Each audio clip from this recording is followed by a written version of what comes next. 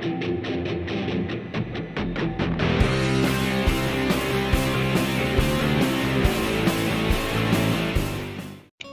guys, selamat datang di channel Sopilar Anime, membahas anime dari awal sampai tamat. Di video kali ini, kita akan membaca seluruh alur cerita light novel High School DxD jilid 16 part 3. Sebelum ke video, saya mau klarifikasi dulu ya. Jadi menegaskan kata-kata saya di part sebelumnya. Ya kalau kenapa saya memakai kata-kata kita akan, itu artinya saya membuat video ini tepat setelah saya membaca light novel High School DxD. Ya jadi kecepatan upload tergantung seberapa niat saya membaca. Ya kalian tahu lah, novel itu per jilid bisa sampai 2000 atau 3000 kata. Mungkin lebih. Jadi ada kalanya saya lelah dan berganti ke nonton anime ataupun bermain game gitu kan. Oke, let's begin. Pertempuran sudah terjadi di luar. Itu adalah faksi Carmilla yang merasa mereka harus bertindak. Di sisi lain, keluarga Gremory menyusun rencana di ruangan. Mereka menyusuri peta kastil ini. Ya, karena jika mereka bisa menguasai medan, maka pertempuran akan semakin memihak pada mereka. Rencana mereka adalah untuk menghentikan rencana Marius yang ingin mengeluarkan Holy Grail dari Valerie. Dan Azazel mengatakan, bunuhlah para teroris itu, ya kalau mereka berpikiran sama dengan kita. Tapi jika para naga jahat muncul, bersiaga penuh, tapi jangan berlebihan. Lalu setelah rapat strategi, mereka bubar. Dan berkat peta itu, klub penelitian gaib dapat menyusup tanpa diserang oleh banyak hal rese. Setelah berjalan cukup lama, akhirnya mereka menemukan tangga menuju lantai pertama. Tapi guys, saat pintu terbuka, di hadapan mereka sudah berdiri 100 vampir bersenjata penuh dan berarmor lengkap. Lalu Azazel mengatakan untuk menjaga stamina. Dan di sini Xenovia sudah gatal ingin bertarung. Bahkan dia sudah memegang X Durandal bersamanya. Lalu Rugal dan Benia melangkah maju. Mereka akan menghadapi 100 orang ini. Ya karena Benia mengatakan akan percuma membawa mereka kalau tidak bisa menghadapi hal seperti ini. Lalu Benia membuat beberapa bayangan dirinya dan mulai membantai para vampir dengan gerakan lincahnya itu. Hal itu membuat Kiba kagum. Kalau kalian pernah menonton Ansatsu Kyohitsu, skill si Benia ini sama kayak si Koro Sensei yang punya mah tinggi. Atau kalau kalian penggemar One Punch Man, kalian tahu lah si Sonic. Nah, si Benia itu gini nih, kecepatannya sangatlah tinggi sampai bisa menciptakan bayangan. Dan ternyata ya guys, Kiba juga punya teknik ini anjir. Ya meski belum diberitahu sih kapan dia memakai teknik ini. Oke lanjut. Lalu Benia melanjutkan tebasannya. Tebasannya sangatlah kuat dan cepat. Bahkan sekali tebas para vampir mati. Dan ada info menarik tentang sabit Grim Reaper ini. Jadi alasan kenapa mereka bisa menebas dengan sangat kuat itu ya karena tebasan mereka itu langsung ke roh. Jadi singkatnya tubuh nggak akan kena efek dari tebasan, tapi rohnya yang langsung hancur. Wow, true damage. Bahaya juga ya. Lalu Rugal tidak mau kalah, dia juga maju. Dan di sini dia menjadi manusia serigala. Jadi kurang lebih keduanya ini adalah half Grim Reaper dan half Wolverine. Nice kalian. Lalu para vampir mulai kesal.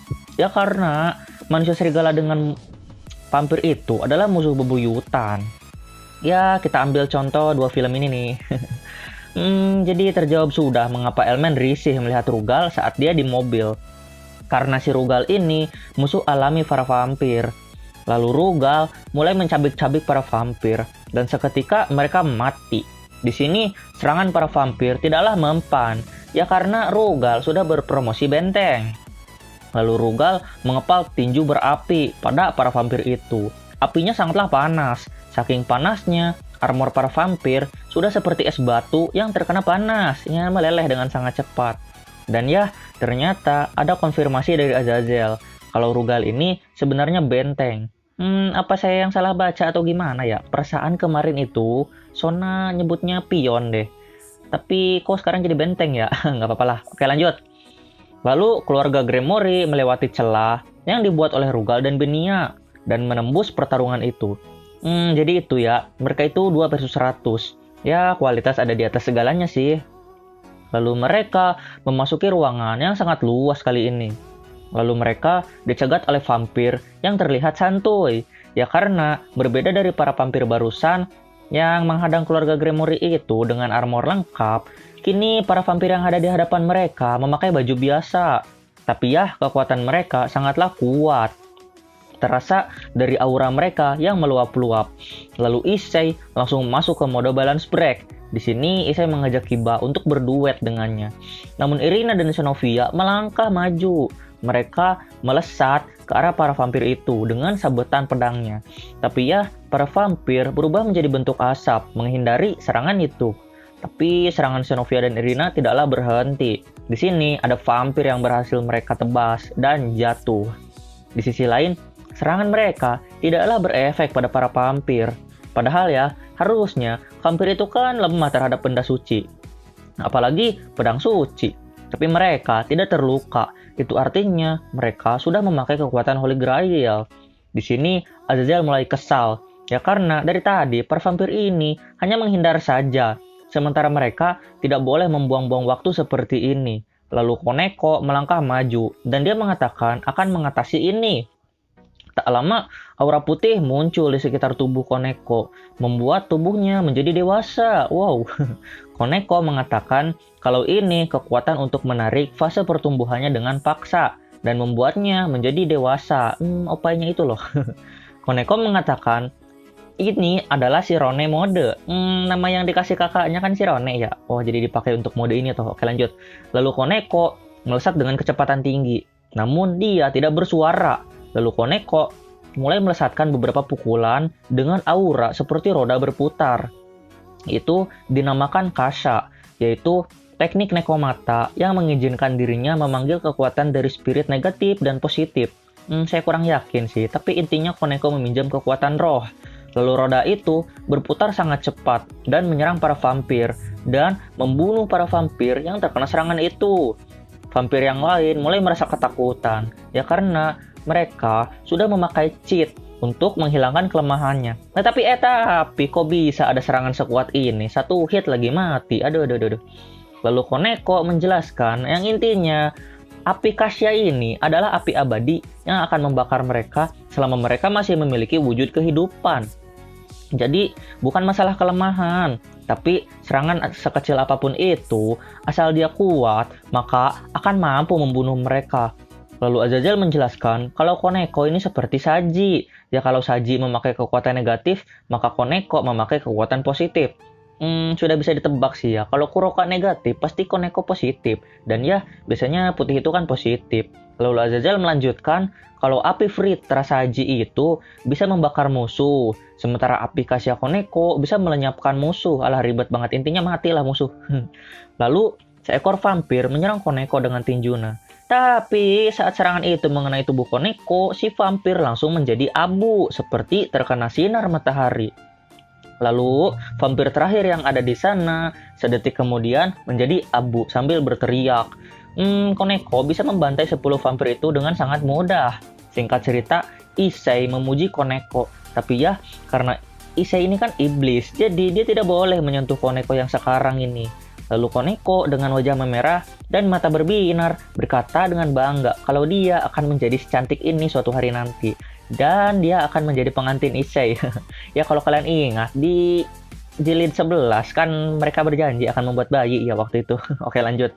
Lalu Koneko kembali ke bentuk Loli Neko dan seketika pingsan. Rias langsung memeluk Koneko sebelum Koneko tumbang. Lalu mereka melanjutkan perjalanan. Dan mereka terhenti lagi setelah beberapa pintu terlewati. Itu adalah Grendel. Sudah bisa diduga sih sebenarnya. Kan si Grendel ini pasti ikut nimbrung di sini kan ya. Seperti biasa, dia tertawa jahat dan ingin melanjutkan pertarungan dengan Issei tempo hari. Lalu Rias memberi aba-aba pada semuanya untuk bertarung. Dan Issei langsung melesat dengan tinjunya. Di sampingnya ada Kiba ikut melesat dengan beberapa troops miliknya. Tidak sampai di situ, Kiba juga menyerang memakai Maken Gram, dan Xenovia serta Irina juga menyerang. Serangan mereka berempat mendarat sekaligus di tubuh Grendel. Tapi serangan Xenovia dan Irina hanya menyebabkan sedikit luka lecet pada tubuh Grendel. Dan Issei di-boost 20 kali untuk memukul Grendel. Tapi ya, karena dia tidak memakai bentuk Queen, jadi dia tidak memberi dampak apapun pada Grendel.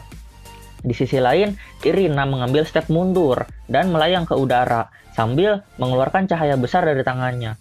Serangan itu menyebabkan kulit Grendel sedikit terluka. Tapi tetap aja Grendel santuy dan tertawa. Anjir, ini naga jahat masokis anjir.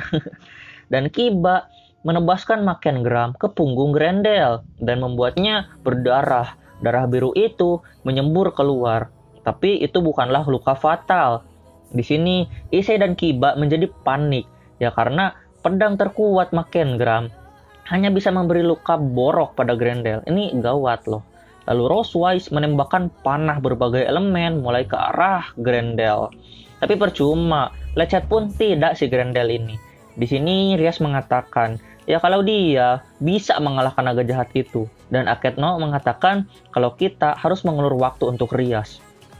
Lalu semuanya mulai pada posisi tempur lagi. Dan si Grendel ini dari tadi cuma nonton, sumpah lah top 1 musuh tersabar di High School DxD lah Grendel ini. Lalu Rias mulai mengisi kekuatannya dan aura Red Crimson mengelilingi dirinya. Lalu klub penelitian gaib melesat lagi ke arah Grendel. Bahkan Azazel ikut menyerang kali ini. Tapi di sini Grendel tetap diem dan keenakan diserang. Seakan dia sayang dipijit oleh anak umur 3 tahun, gak kerasa anjir. Lalu Issei memakai boosted gear gift pada Kiba dan Xenovia. Kecepatan Kiba dan Xenovia tidak bisa diikuti oleh mata Grendel. Dan mereka mulai menyerang Grendel. Di sisi lain, Xenovia dan Kiba menebaskan pedang mereka ke seluruh tubuh Grendel dan Grendel mencoba membalas tapi serangannya tidak kena-kena.